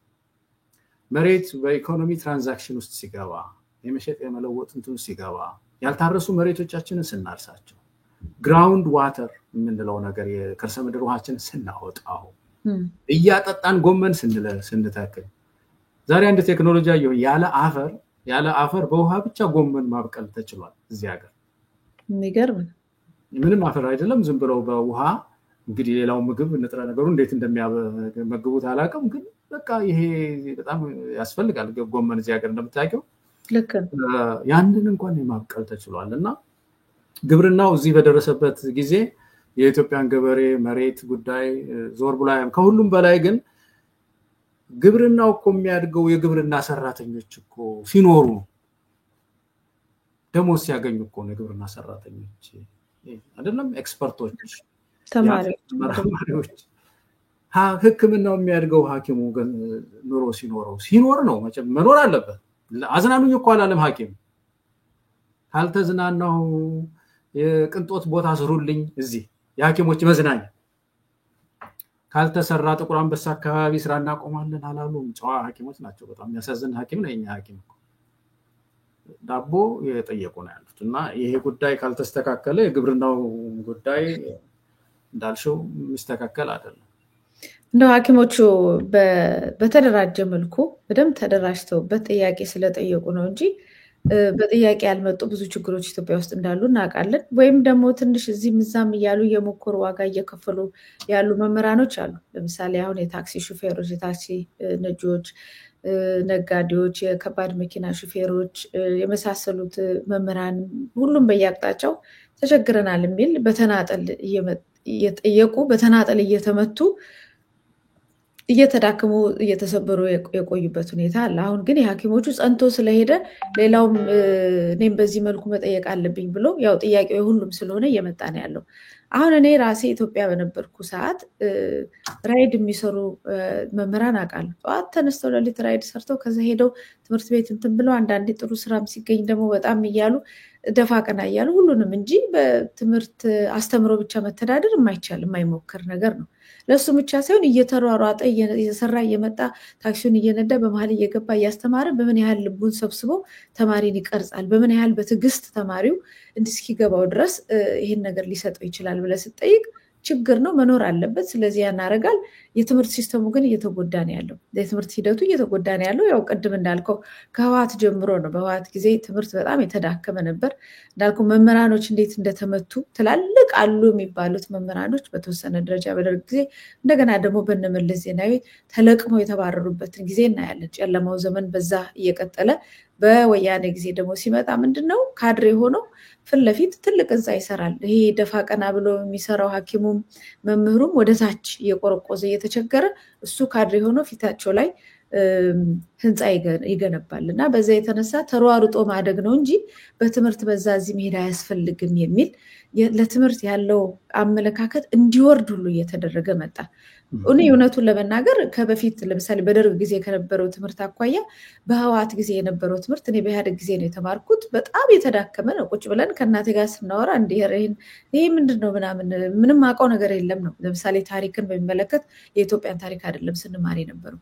የአማርኛ ቋንቋ ስራዬ ተብሎ እስከ 11ኛ ክፍል ምናምን ሁሉ እስክትደርስ ድረስ የሆነ አርፍተ ነገር ስራ እየተባልክ እንጂ ድሮ በስነ ጽሁፍ፣ በቅኔ፣ በግጥም፣ በሾርት ስቶሪዎች ምናምን ብቻ እየተዳከመ ነበር የመጣው። ዝም ብሎ እየተደበሰበሰ የማለፊያ እንትን እየተጨመረ ነበር የመጣው እና ከዛ ጀምሮ ጉዳት ኢትዮጵያ አምጥታለች። ለዚህም በየቢሮው ስትሄድ መሀይማን ነበሩ ሀገሪቷን ሲያጨማልቁት ይኖሩ። አሁን ደግሞ ጭራሽ በዙ። ጭራሽ ማንበብ መጻፍ አይደለም የሰው ልጅን ክብር ፈጽሞ የማያውቁ ሌላውን ሰው ዜጋ ሌላ ቋንቋ ስለተናገረ ሰው የማይመስላቸው ኦልሞስት ከሌላ ፕላኔት የመጡ እስኪመስሉ ድረስ ባለፈው አሁን የሆነ አካባቢ ላይ ውሃ አጠረን ምናምን ውሃ እንዴት ነው የሚሻለው ምን ነው ውሃው ተኗል ዝም ብላችሁ ወደ ቤታችሁ ሂዱ የሚል መልስ የሚሰጡ በጣም የሚገርም መግለጫ ወጥተው መግለጫ ሲሰጡ የሚገርም እንደው ምንም ከሰው ልጅ የማይጠበቅ ፈጽሞ በድንቁርና ውስጥ ያሉ ሰዎች ቢሮ ውስጥ ተቀምጠው አሁን እነዚህ የተማሩ ሰዎች ሐኪሞች እንኳን የሚወስዱትን ጥያቄ በዱላ ካልደበደብን በማስፈራሪያ ሄደን እንዲህ ከእጃቸው ወረቀታቸውን መፈክራቸውን ካልቀማን የሚሉ ሌላ ዓለም ላይ ያሉ ሰዎች መጥተው ቦታውን ይዘውታል። ለዚህም ነው የሀገሪቷ በኢኮኖሚም በእውቀትም በእንደገና ደግሞ በሀገር ሉዓላዊነት በሁሉም ዘርፍ እየወረደች ነው የመጣው። ስለዚህ የተማረ ማህበረሰብ እንደሚያስፈልገን የሰለጠነ ፖለቲካ እንደሚያስፈልገን እኩልነት የሚባለው ነገር የሰው ልጅ እኩል ነው የሚለው ጽንሰ ሐሳብ ራሱ በጣም ከእውቀት ከስልጠና ይመጣል። እንደገና ደግሞ በተፈጥሮ ይመጣል። ሁሉም የሌላቸው ሰዎች ናቸው እዚህ ቦታ ያሉት። እንዴት እናምጣው? መምህሩ እንደዚህ ተቸግሮ፣ ነጋዴው እንደዚህ ተቸግሮ፣ ታክሲ ሹፌሩ እንደዚህ በባርነት እየኖረ ነዳጁን መቆጣጠር የማይቻልበት ደረጃ ላይ ተደርሶ ሰው ወጥቶ መግባት በማይችልበት አገር ላይ እንዴት ነው የማህበረሰቡን ችግር ሊፈታ የሚችል ምሁር በስልጣን ላይ የሚመጣው የሚል ጥያቄ ነው መጨረሻ ላይ የማደርገው። ምናልባት ያሉት እንቅስቃሴዎች በምን መልኩ ተራምደው ያንን ለውጥ ያመጡታል ብለን እናስብ። አጠቃላይ ኢትዮጵያ ውስጥ ያለውን የሰራተኛ ጉዳይ ያየን እንደሆነ የተለያዩ ባህሪያት ያሉት ቢሆንም በየቦታው በየመስሪያ ቤቱ ግን በአጠቃላይ በሀገር ደረጃ በተለይ ታችኛውን ሰራተኛ የሚመለከት ህግ የለም። ለምሳሌ ሚኒመም ዌጅ የሚባል አለ በሌላው ሀገር ወይም ደግሞ ዝቅተኛ ክፍያ ነው በአማርኛ ዝቅተኛ ክፍያ። አዋጅ የላትም ኢትዮጵያ። ገና እየጠየቁ ነው አሁንም። ስለዚህ አንድ ሰው ዝም ብሎ መበዝበዝ አሁን ባለፈው ስሰማ የኢትዮጵያ ሰራተኞች ማህበራት ኮንፌዴሬሽን ሰው ናቸው የሚናገሩትና እስከ 800 ብር ድረስ የሚከፈላቸው አሉ። በወር እኮ ነው የሚሉት። በወር ነው ምን አለው? በወር እስከ 800 ብር እስከ 1000 ብር የሚያገኙ አሉ አንዳንድ ፋብሪካ ውስጥ። እነዚህ እህቶቻችን ወንድሞቻችን የሚከላከልላቸው ህግ የላቸው። ጉልበትሽ ተበዝብዟል፣ እኛ ከዚህ በላይ መክፈል መብት ነው፣ ግን ከዚህ በታች ግን የህብረተሰብ ጉልበት መበዝበዝ አትችልም የሚል የተጣለ መሰረት የለም፣ ህግ የለም። ከዚህ የተነሳ ሮሮ ብዙ ነው በየቦታው በፋብሪካዎች። አሁን የውጭ ሰራተኞችም ይገቡና ዝም ብለው ጠያቄ የሌለው ዜጋ የሚቆረቆር መንግስት የሌለው ያገኛሉ፣ ዝም ብለው ይዘርፋሉ፣ በቃ ጉልበታቸው ይዘርፋሉ፣ ያለቅሳሉ፣ እህቶቻችን ወንድሞቻችን ያለቅሳሉ። እና ይሄ ትልቁ አንዱ የጋራ ችግር ነው። ሚኒመም ዌጅ አልተጣለም በምድሪቱ ላይ። ለምንድን ነው ሚኒመም ዌጅ አልተጣለው? ሚኒመም ዌጅ መንግስትንም ስለሚያገኘው ሰራተኛውም እዛ አካባቢ ነው ያለው።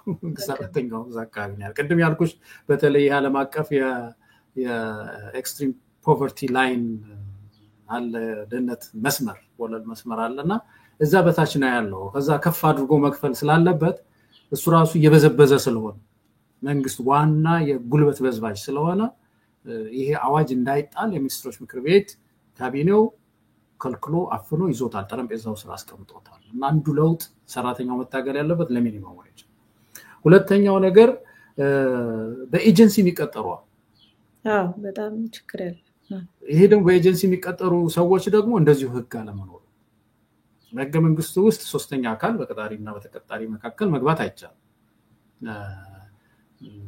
እኔ መጥቲ ከቀጠርሽኝ የስራ ግንኙነታችን የደሞዝ ጉዳይ በእኔና ባንቺ መካከል ብቻ ምትከፊኝ፣ በየወሩ ምትከፊኝ፣ ሌላ ሰው አንድ የሚጋራኝ ሰው ሊኖር አይችልም።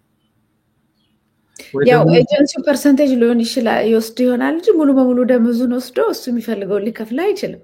ፐርሰንቴጅ ደግሞ በየወሩ አይደለም መውሰድ ያለበት፣ ሲያስቀጥር ለምሳሌ ክላሴር ያስተዳደር ወጪ ያገናኘሁበት ምናምን ብሎ እንጂ እኔ ዝም ብሎ በዛ በኩል እንድገናኝ አድርጎ ሊያደርገኝ አይችልም። በጣም ህገወጥ ነው ይሄ። በዓለም አቀፍ በአይኤልኦ በኢንተርናሽናል ሌበር ኦርጋናይዜሽንስ ስርም እንደ ሂውማን ትራፊኪንግ ነው የሚታየው።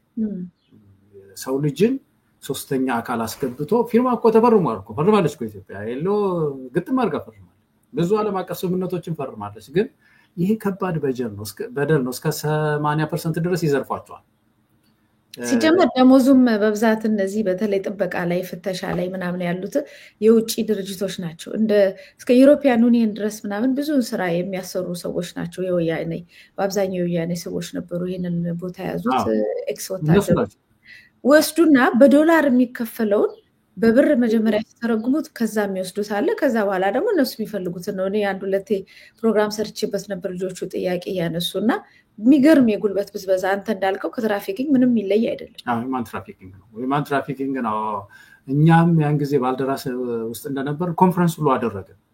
አንድ ጊዜ አዜማ ሆቴል ውስጥ እዛ ይህንን ጉዳይ የሚመለከት ጉዳያችን ብለን ከኢሰማኮም ሰዎች ጠርተን ኮንፈረንስ አድርገናል እና እዛ ኮንፈረንስ ላይ ጥናትም አቅርቤ ነበር ካቀረብኩት ጥናትና የሚያስገርምሽ ነገር አሁን ወርልድ ባንክ ውስጥ የሚሰራ ልጅ አለ አንድ ማቀው ዘበኛ ነው እና ደሞዙን አያውቀው። ወርልድ ባንክ ስንት እንደሚከፍለው አያውቀው። ድርጅቱ ነው የሚያውቀው። ለሱ ግን ያን ጊዜ 2000 ብር ነበር የሚከፈለው። በኋላ ስናጠና ይሄ ወርልድ ባንክ አሁን በተለይ ከዚህ ከአውሮፓ ከኢሲኤ እንደ ኢሲኤ አይነት ድርጅቶች ወርልድ ባንክ አይኤምኤፍ ተመሳሳይ ነው የሚከፍሉት እና ጎረቤት ሀገራት የተቀጠሩና ጋና ውስጥ የተቀጠሩ እስከ $2000 ያገኛል። የሚገርም። ስለዚህ 2000 ብር ይሰጠዋል፣ በዶላር ዘርዝሮ ሌላውን ይዘርፈዋል ማለት ነው። እና ይሄ ስም የሌለው ዘረፋ ነው። እንደውም ደብዳቤ ሁሉ ጽፈን ነበር እኛ በየኤምባሲውም አካባቢ ያለ ተቀጥበ ኤጀንሲ የምትቀጥሩ ሰዎች ሀገሮች የዓለም አቀፉንም ሕግ እየጣሳቸው ስለሆነ አሁን ኢሲኤ የሚያስገርምሽ ነገር አዲስ አበባ ውስጥ ኢሲኤ በቀጥታ ነው የሚቀጥረው፣ በኤጀንሲ አይቀጥርም፣ ከልክሏል። ወርልድ ባንክ ኤምባሲዎች ብዙ ኤምባሲዎች ትላልቅ ዓለም አቀፍ ተቋማት ግን በኤጀንሲ ነው የሚቀበሉ ዩሮፒያን ዩኒየን ጨምሯል። ስለዚህ ይሄ ጉዳይ ይስተካከል ዘንድ ተጮኸ። ግን ያሳዝንሻል። አሁን እነዚህ ልጆች እንባ እኔ አረሳውን በቃ በጣም ብዙ ሰው አንድ ታሪክ ላውራሽ መት ይሄ ነገር ትዝ ሲለኝ እዛ ስብሰባ ላይ እዚህ ጥናት ወረቀት ያቀረብንበት ስብሰባ ላይ አንድ የነዚህ ተወካይ ነው የነዚህ በኤጀንሲ የተቀጠሩ ተበዳዮች ተወካይ ነውና ምን እያለ ይጮሃል መሰለሽ እዚህ ሀገር እኮ ፍትህ የለም ፍትህ አለመኖሩን እኮ ሐውልት ሰርተው አሳይተውናል አለ። ምንድነው ሐውልት የተሰራው ስንል እዛ ለካ ልደታ ፍርድ ቤት እቺ አይኗን የተሸፈነች እና ሰይፍ ያዘች ሴት የለችም እሱን የኢትዮጵያ ብቻ መስሎታል ሌላውን ዓለም አጥተኛልና ሆን ብለው ተመልከት ፍትህ የለም እየበደልህ ነው ያሉት ነው የመሰለው እና ያለቀሰ አይኗ አታይም እኮ ደግሞ ወገቧን ሁሉ አስራለች አይኗ ማያይ ደግሞ ሚዛኗ ተዛብታለች በእንትን ነው በንፋስ በመናምን ነው ሳይ ትንሽ ተዛብታለች እና ሆን ብለው እኮ እየነገሩ እኮ ነው የበደሉን እኛ አይናችን አላይ ብሎ ነው አለ እና እሱ ይሄኛው ዓለም አቀፍ ነው ሌላ ነው እያልኩ በውስጤ እኔ ግን የሰውየው ምሬት የነፍስ ምሬቱ እዚህ ደርሷል። አሁን የዚህን ሰው የነፍስ እንባ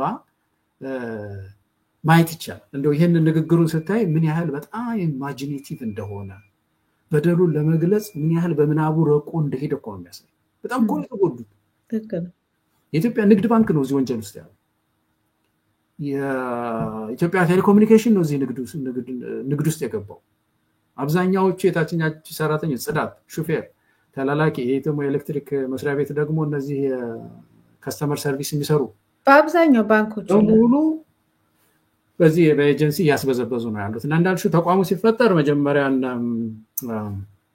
መለስ ዜናዊ ያደርግን ወታደር እኮ ጉልበቱ ለመበዝበዝ እኮ ነው በየቦታው ዘበኛ አድርገን ቀጥረን በኢኮኖሚ እንዳያድግ አድርገን እንገዛዋለን ብለው እኮ የተጀመረ እና ቀጥሎ ያው እስካሁን ድረስ ይሄ ዘረፋ አለና ምንድነው እነዚህ እኛ ጋር መጡ በኋላ በመሰረቱ ይሄን ሌላ ሚዲያም ላይ አንስቻው ነበር ስብሰባውን ከማድረጋችን በፊት አንዱ ኤጀንሲ መጣ ከዚህ ከቀጣሪዎቹ ማለት ነው ኤጀንሲ ሰዎች መጥተው እኛ እንከሳችኋለን እንደውም እንደዚህ በደል እየፈጸማችሁ ነው ያላችሁ ነው ያላችሁት ነገም ስብሰባ እንዳለ ጥሪ ደርሶናል እኛ እኮ እየበደልን አይደለም ያለነው በህግ ተመዝግበን እየሰራን ያለነው አሉ። ያ በወቅቱ የሰጣቸው ምላሽ ምንድነው መቲ እናንተ መንግስት ሰርቲፊኬት ሰጥቷችሁ ስራችሁን እየሰራችሁ እንደሆነ እናውቃለን ነገር ግን ይሄ ጉዳይ ሂውማን ትራፊኪንግ ነው። ዓለም አቀፍ ሕግም መሰረት ወንጀል ነው። ስለዚህ አሁን እኛ ዓላማ እናንተን አፍርሶ ማባረር አይደለም። አዲስ አበባ ውስጥ ብንመረጥ ያን ጊዜ አዲስ አበባ ውስጥ ብንመረጥ የምናደርገው ነገር ምንድነው? እናንተን ወደ ሌላ የልማት መስክ እናዛውራችኋለን አልኳችሁ። ወደ ሌላ የልማት መስክ ገንዘቡ ብዙ ነው የያዙት ገንዘብ በጣም ሀብታሞች ናቸው። አንዳንዶቹ የወርቅ ተሸላሚ ነበሩ። የዚህ መለዘ ማን አብይ በየአመቱ ከፍተኛ ግብር አግቢ ያለ የሚሸልማቸው ውስጥ አንዱ ይሄ ኮመርሻል ኖሚኒስ የሚባለው አስቀጣሪ ኤጀንሲ ወርቅ ነው ያገኝ። ይሄንን ብር ከስቦ አይደለም ያገኝ፣ ሰርቶ አይደለም ያገኝ፣ በየወሩ ከየሰራተኛው እየወሰደ ነው። እና ያ ደግሞ ለኢትዮጵያውያን በእውነት ጥሩ ሰርታል ብለን ወርቅ ልናደርግለት የሚገባ ተቋም አይደለም። ይሄንን ተቋም ገንዘብህን ይዘ እርሻ ላይ እናሰማር፣ ሌላ ኢንዱስትሪ እንደው መንግስት ገንዘብ ጨምሮ ብድርም ጨምሮ ሰጥቶ ሌሎች የፋብሪካ ስራዎች ላይ ነው እንጂ ሳሙና ፋብሪካ እንትን ሰርታ ከዛ ላይ ምርት ሸጠው ነው ሰራ የሚባለው እንጂ ምንም ሳትሰሩ የሰራተኛ የሰራውን ቀረጥ በመውሰድ ሰርቻለሁ ማለት አይችልም። ቀረጥ የሚወስድ መንግስት ብቻ በምድር ውስጥ የተወሰነ እሱም ሰራተኛ ሳይጎዳ ነው። ይሄ ነገር ተወያየን አስታውሳለሁና እንደው ይሄን ያነሳሁት ምክንያቱ ምንድነው?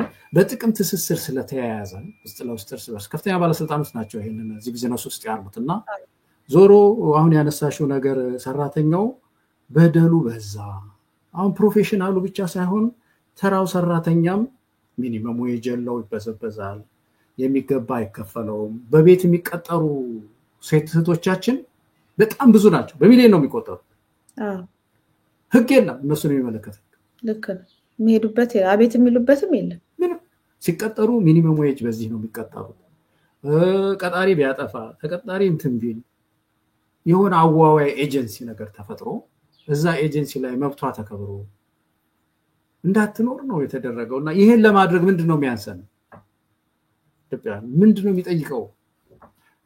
ይሄ እኮ ነው አሁን እንግዲህ የሚያሳዝንሽ ነገር ቅድም ያልሽው ነው መቲ። በጣም ያሳዝነኛል አንዳንድ ጊዜ ሳስበው እነዚህን ሳስብ ያሳዝናል። መስተካከል አለበት በጣም። መልካም። ምናልባት የተነሳው እንቅስቃሴ ያው የሰለጠነ ፖለቲካ ይመጣል ብለን ተስፋ እናደርጋለን። ህዝቡ ከውስጥም ከውጭም ከያቅጣጫው በአንድነት ቆሞ እንደዚህ አይነት ሀገር መገንባት ነው የሚያስፈልገን ብሎ ሲያምንና ሲንቀሳቀስ እየተንቀሳቀሰም ነው ያለው። ለውጥ ይመጣል ብለን እናስባለን። አቶ ገለታው የምትጨምረው ነገር ከሌለ በበኩሌ ጥያቄዎችን ጨርሻለሁ። በጣም አመሰግናለሁ። እኔም በጣም አመሰግናለሁ ስለጋበዝሽኝ። ጥሩ ውይይት ነው ያደረግነው። ታንኪው። የሐኪሞች እንቅስቃሴ ፍሬ አፍርቶ እንደምናይ ተስፋ አደርጋለሁኝ። መምህራን፣ ሌሎችም ሰራተኞች ጥያቄዎቻቸውን በየፊናው ማሰማት መቻል አለባቸው። ሚዲያውም አንቺም ያዝሽው እንደዚሁ ድጋፋችንን ከያለንበት ማሰማት አለብን። ቸር ያሰማን እግዚአብሔር። መልካም። አቶ ገለታው ዘለቀ ፖለቲከኛና ፖለቲከኛ ተንታኝና ስለነበረ አንዱ ይበቃኛል። በጣም ፖለቲከኛም የፖለቲካ ተንታኝም ከሆንኩማ ፖለቲከኛ ይበቃኛል። ፖለቲከኛ ነው፣ የፖለቲካ ፓርቲ አባል ነበርክ። ነገ ደግሞ የት ቦታ ላይ እንደምትሆን አናውቅም፣ እንጠብቃለን። አሁን ግን የፖለቲካ ሁኔታዎችን የምተነትንልን ስለሆን ሁለቱም ያንተ ስም ነው። እጅግ በጣም አመሰግናለሁ ስለነበረ ቆይታ። እኔም አመሰግናለሁ። መልካም ቀን። ተመልካቾችና አድማጮቻችን ስትከታተሉት የቆያችሁት የዛሬው የምናለሽ መቴ ፕሮግራማችንን ነው። እንግዲህ ግንቦት 7ን አስመልክተን እንዲሁም ግንቦት 20 እንደውም የሀገራችን ውስጥ ያሉትን ውጣ ውረዶችን እና የህዝባችን ድምፅ ለመሆን ሞክረናል። በየአቅጣጫው ፕሮግራም የምትከታተሉ ሁሉ የኢሳን ሳተላይትን አድራሻ በሁሉም አቅጣጫ ላልደረሰው ካለ እንድታዳርሱ፣ በአጠቃላይ መረጃዎቹ የሚመጡላችሁ መረጃዎች ለሌላውም እንድታደርሱና በአንድነት ቆመን ሀገራችንን እንድናድን ከወዲሁ ያደራላሉ። ያስተናገድኳችሁ መታሰቢያ ቅጸላ ነበርኩ። በሌላ ፕሮግራም እስከምንገናኝ ሰላም ቆዩ።